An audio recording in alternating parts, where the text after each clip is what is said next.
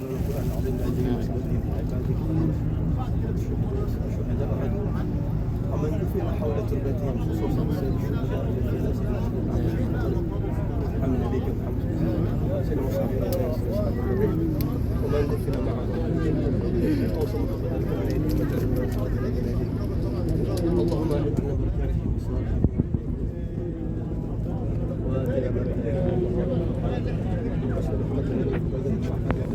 Yang pertama, peperangan Uhud singkatnya. Yang kedua tentang Gunung Uhud. Ini Gunung Uhud dan itu Jabal Rumah. Jabal Rumah itu dulunya nggak sekecil itu, dulunya lebih besar. Jabal Rumah itu artinya para pemanah. Jadi Rasulullah SAW dalam perang Uhud ini terjadi di tahun ketiga Hijriah. Di Madinah 2 tahun, jalan 3 tahun. Kemudian perang Uhud ini adalah pembalasan dendam orang-orang kafir yang kalah pada perang Badar. Perang Badar tahun kedua, perang Uhud tahun ketiga. Nah, orang-orang Badar, orang-orang Quraisy nggak terima mereka dibantai habis. Mereka menyatakan untuk membalas di perang Uhud ini. Nah, kemudian Uhud adalah nama gunung yang sudah kita jelaskan tadi karena wilayah peperangannya di sekitar sini. Ini wilayah peperangan. Muslimin datang dari Madinah sana. Nanti kita lihat peta di situ bisa lebih jelas. Kemudian perang Uhud ini Nabi menang apa kalah? Menang apa kalah? Nah, dalam perang Uhud ini kalau kita bilang kalah kagak enak, tapi memang kenyataannya begitu dan itu tanda Nabi akhir zaman di kitab-kitab Taurat. Jadi kalau Nabi nggak pernah kalah perang, maka ahlul kitab nggak yakin sama Rasulullah karena tanda Nabi akhir zaman itu ada menang, ada kalah. Kalahnya pun sebenarnya karena sahabat nggak nurut sama Rasulullah, bilang jangan turun, menang ataupun kalah, ini udah masyhur ya ceritanya.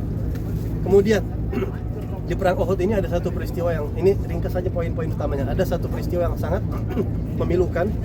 Di sini 70 sahabat meninggal. Salah satunya kesayangan Nabi Muhammad, paman beliau yang dijuluki singanya Allah di muka bumi atau dijuluki Sayyidus Syuhada, pemimpin para syuhada. Siapa beliau? Sayyidina Hamzah bin Abdul Muttalib yang hobinya memburu singa.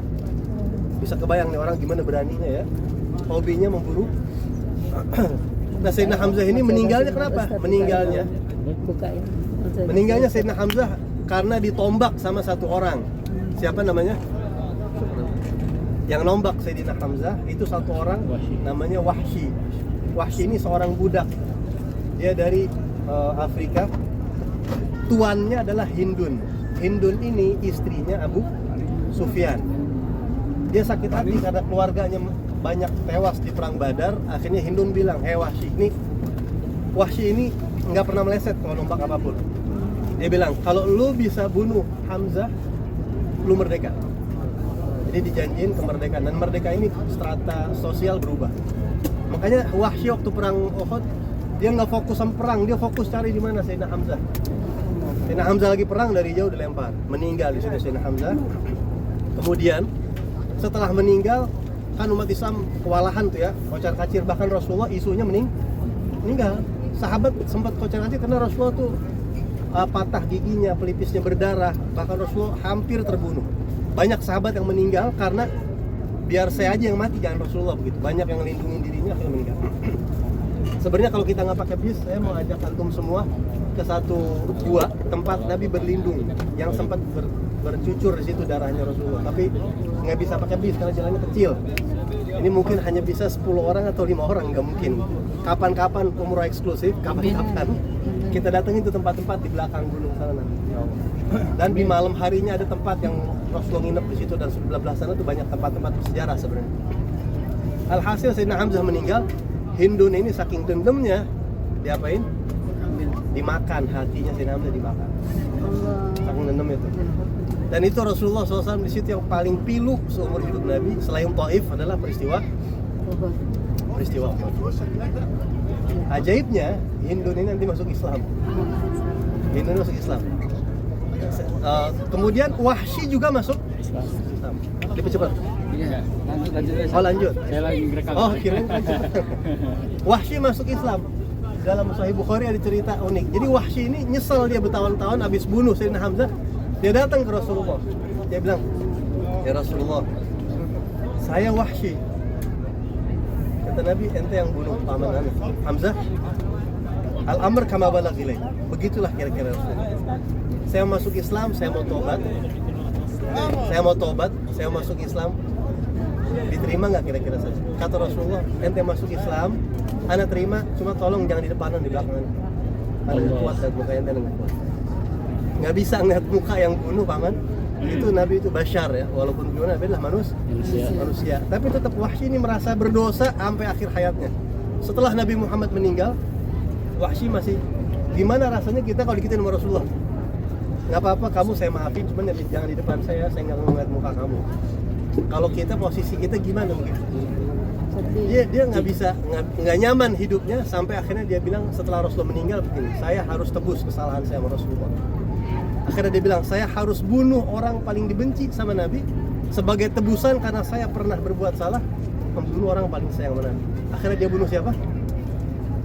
Musailamah Al-Kadzdzab. Siapa Musailamah Al-Kadzdzab? Nabi palsu. Jadi setelah Musailamah Al-Kadzdzab ini sebenarnya udah ada di zaman Rasulullah. Dia bilang, saya mau masuk Islam ya Rasulullah, tapi saya pegang wilayah saya ya. Masuk Islamnya kayak preman, pengen nguasain. Kata Nabi nggak bisa. Akhirnya dia ngaku Nabi, memang pintar ngomong, pengikutnya sampai 40.000 lebih. Jadi banyak pengikut, banyak follower, jangan tertipu. Musailamah Al-Kadzdzab sampai 40.000. Nah, Rasul sempat mengagendakan perang sama Musailamah Al-Kadzdzab, tapi Rasul belum meninggal. Sayyidina Abu Bakar jadi khalifah, kata Sayyidina Abu Bakar, ini agenda pertama, terusin perang namanya perang Yamamah. Terjadilah perang itu. Dan di situ Wahsy, saya harus habisin ini si Musailamah. Dan perang itu dimenangi oleh umat Islam karena Wahsy langsung lemparkan tombaknya, kena lah Musailamah dan kocar-kacir, habis selesai itu cerita Musailamah. Kata Wahsy, dia berharap nanti Rasulullah enggak lagi begitu di hari kiamat. Beliau bisa menerima saya telah membunuh orang kesayangannya dan saya tebus dengan membunuh orang yang sangat dibenci oleh Rasulullah SAW. Yang terakhir ibu sekalian dan para hadirin semua, ini Gunung Uhud yang ada di sekitar kita. Ini yang pernah ditawarin sama Allah kepada Rasul, wahai Rasul, kalau kamu mau ini Gunung Uhud jadi apa? Mas. Kalau saya ditawarin, Bu, mau gak? Bilang apa? Buat pondok, buat dakwah, buat apa? Kita masih begitu tuh pikirannya, masih baik tuh. Buat modal. Tapi Rasul langsung jawab nggak jawab. Rasul nunduk. Ini kata ulama, Nabi itu juga nunduk melawan basyariahnya, beliau nunduk. Terus Rasul bilang, nggak wahai Jibril, saya cukup kenyang sehari syukur, lapar sehari saya sabar, cukup itu. Ini kalau dibahas lagi panjang. Dan Gunung Uhud ini Rasulullah kalau pergi dari mana-mana pulang ke Madinah selalu, kalau orang Jakarta bilang ngelongok, apa ngelongok itu? Nengok Uhud dulu. Kalau mau kemana-mana tuh nengok Uhud. Dia bilang, ya Uhud, saya cinta sama kamu. Rasulullah itu cinta sama Gunung Uhud. Dan Nabi bilang, Uhud cinta kepada saya. Dan saya pun cinta kepada Uhud. Sebagai penutup terakhir, bukti Gunung Uhud itu cinta sama Rasul dari mana kelihatan? Waktu perang Uhud, ketika sahabat udah kewalahan nih semua, Rasul sama para sahabat kan dibawa ke sana tuh ya. Nah di sana itu Gunung Uhudnya sempat goyang. Kata ulama goyangnya itu karena Gunung Uhud saking senangnya diinjak sama Rasulullah. Sekarang antum semua puas-puasin lihat Gunung Uhud. Ini gunung mata Nabi ke situ. Jadi kita mudah-mudahan nyambung tuh, cahaya matanya Rasulullah nyambung ke kita. Dan bayangin ini Uhud nanti bakal masuk surga, Bu. Salah satu benda bumi yang bakal masuk surga gunung ini, kata Rasulullah. Uhud jabalun min jibalil jannah, bakal masuk. Kurang lebih itu, mudah-mudahan ada manfaatnya, khususnya buat kita dapat keberkahan dari para syuhada. Amin. Amin ya rabbal alamin. Sallallahu ala sayyidina Muhammadin wa ala alihi wasallam. Alhamdulillah. أستاذ كان الجماعة اللي حد يصدق مو ياباني يحطونه ب 20 ريال. يعني 20 ولا هدية؟ هذا هدية هذا بس اللي حد يصدق. التصدق لمن؟ صدق من؟ ولا إلى فين؟ هكذا. وزع على الرجال. والتصدق لمن؟ Buat para jamaah, khususnya jamaah Winator, saat ini kita berada di Masjid Al-Fasah. Kita hadirin antum semua, mudah-mudahan suatu saat bisa sampai. Ini adalah masjid yang dulunya bukan masjid. Nabi SAW setelah perang Uhud Nabi dibawa ke sini oleh beberapa sahabat. Kemudian Rasulullah sempat sholat duhur dan asar dalam riwayat di sini. Kemudian dibangun masjid oleh Daulah Utsmaniyah. Kemudian juga Nabi sempat pergi ke arah sana, namanya Syagul Mihras. Yang ada coran itu lubang tinggi. Itu tempat Nabi sempat berlindung ketika sudah buka.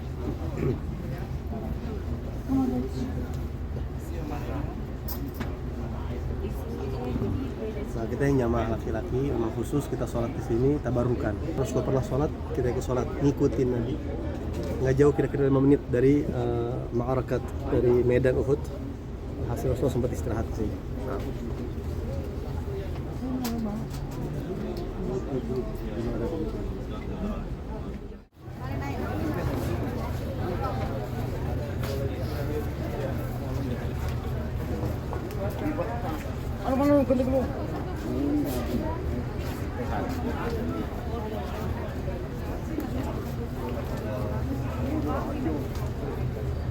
Saat ini kita berada di Masjid Jarak artinya pakaian besi. Di sini Rasulullah memakai pakaian besi untuk persiapan berangkat di sini. Rasulullah bermalam di sini dan sholat beberapa waktu. Sebelum kemudian akhirnya Rasulullah melaksanakan perang. Dan sekarang sudah waktu pertama kita kesini belum kayak gini. Sekarang sudah diperbaiki sama pemerintah Saudi Arabia atau ada pihak lain mungkin bermaksud yang kemudian dijadikan bisa lebih rapi lagi. Dua atasnya masih klasik banget, masih tradisional banget. Sini Rasulullah sholat kalau salah maghrib, isya, subuh atau sholat setelah lupa, ada beberapa sholat dikerjakan sampai asar atau mulai asar gitu. Semoga berkah insyaallah dan semua jamaah kalau kita hadir di sini mudah-mudahan suatu saat bisa sampai ke sini insyaallah. Amin ya rabbal alamin.